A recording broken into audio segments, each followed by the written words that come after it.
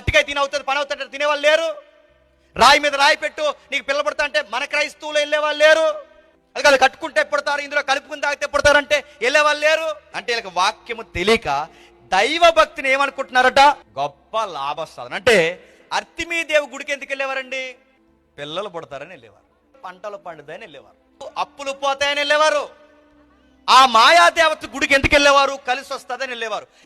ఇప్పుడు యేసు ప్రభు వారి దగ్గరకు కూడా ఏ మొక్కుల కోసం వస్తున్నారు తెలుసా? పిల్లలు పుడతారని వస్తున్నారు, అప్పులు పోతాయని వస్తున్నారు, రోగాలు పోతాయని వస్తున్నారు. రివర్స్ అడుగుతున్నాను, పిల్లలు పుట్టరు, ఆలస్యం అవుద్ది, యేసు ప్రభుని నమ్మవా?